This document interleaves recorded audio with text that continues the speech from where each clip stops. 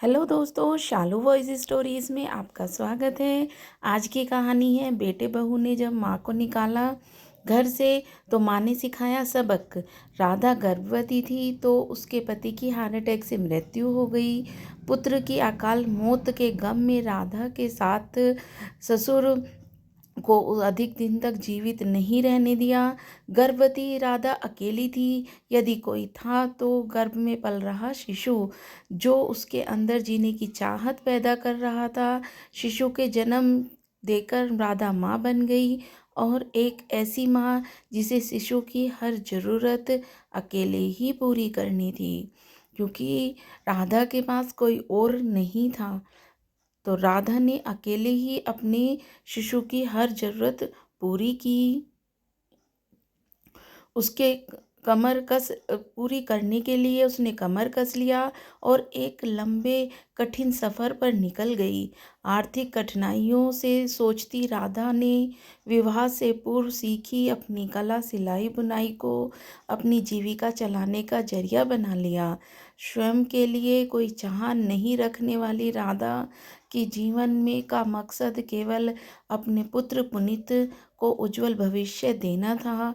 पुनीत और उसकी माँ की मेहनत और कठिन तपस्या को देखकर हुए बड़ा हुआ हो रहा था, और माँ की मेहनत का सम्मान करते हुए मन लगाकर पढ़ाई भी कर रहा था।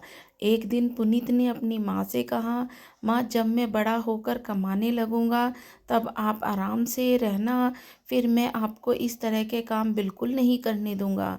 पुनीत के मुंह से यह सुनकर राधा फूली नहीं समाई, और उसने कहा, पुनीत, तुम बस मन लगाकर पढ़ाई करो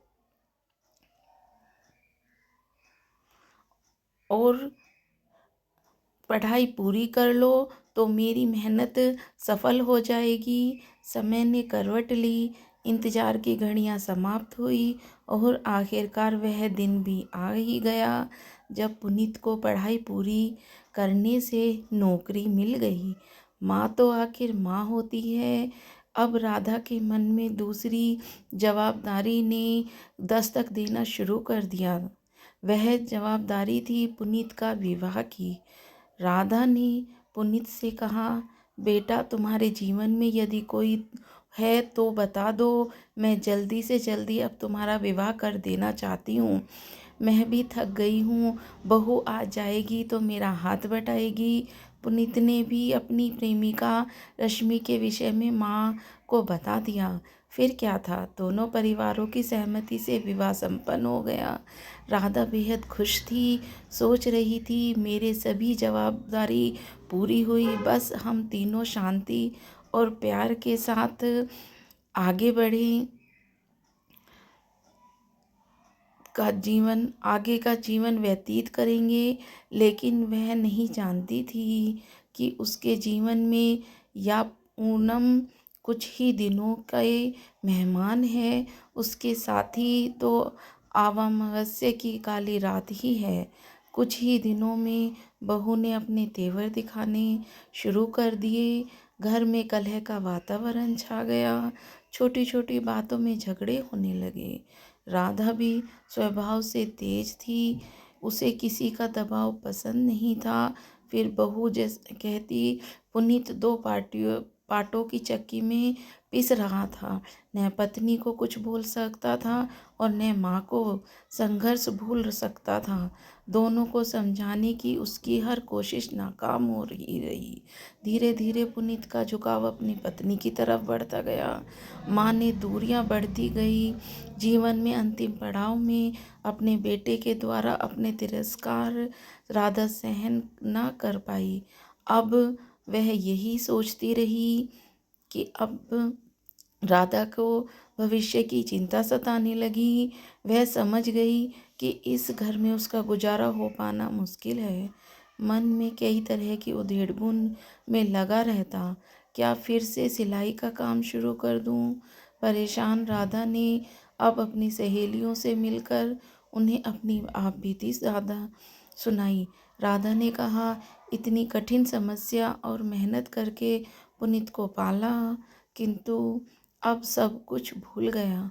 मेरा भविष्य अंधकार में मुझे डर है कि मेरा बुढ़ापा कहीं वृद्ध आश्रम में न चला जाए। मुझे वहाँ नहीं जाना। राधा की सहेलियाँ उसकी आप बीती सुनी तो सुनकर भावुक हो गई। तब कुछ सहेलियों ने मिलकर कुछ दिनों के लिए हरिद्वार जाने की योजना बनाई, जिससे राधा इस माहौल से कुछ दिनों के लिए दूर हो जाए और उसका मन भी बहल जाए। हरिद्वार पहुंचने के बाद एक दिन उसकी सबसे प्यारी सहेली रचना ने राधा की उदासी देखकर गुस्से में कहा, राधा, तुम्हें तुम्हारा जीवन खुशी से जीने का पूरा हक है। बहुत कर लिया तुमने। तुम अपने बेटे के लिए अब सिर्फ अपने खुद के लिए जी कर देखो। राधा, तुम कढ़ाई बुनाई का काम शुरू कर दो।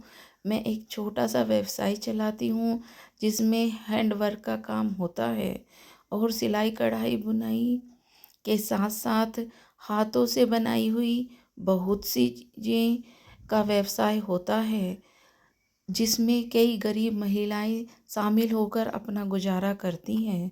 राधा अपने बहू बेटे से अलग होकर हैंडवर्क का काम शुरू कर दिया और अपना जीवन यापन करने लगी। तभी जब पुनीत को पता चला तो सोचने लगा, लोग क्या कहेंगे कि बुढ़ापे में अपनी माँ को घर से निकाल दिया। इसीलिए वह अपनी माँ के पास गया और बोला, यह आपने क्या किया, क्या कर दिया है? मैं समाज में क्या मुंह दिखाऊंगा? इस उम्र में मैं आप घर का से बाहर काम करके गुजारा करोगी तो लोग क्या कहेंगे कि मैं अपनी बूढ़ी माँ का गुजारा नहीं कर सकता। राधा ने कहा, काश यह निर्णय मैंने सही वक्त पर लिया होता तो मैं तेरे साथ अपने भविष्य सुरक्षित समझ रही थी। रश्मि तो पराई है, लेकिन तू तो मेरा अपना खून था ना। नहीं जानती थी कि तू इतना बदल जाएगा। यह निर्णय मेरा जरूर है पुनीत, लेकिन उसका कारण केवल तुम हो। पुनीत को अपने किए पे पछतावा हो रहा था। वह समझ गया था कि जो माँ उसे पालने के लिए जीवन भर संघर्ष कर रही सकती है, वह अपने जीवन के अंतिम पड़ाव पर भी अपना गुजारा भी कर लेगी, लेकिन उसे अपनी माँ द्वारा दोबारा नहीं मिलेगी।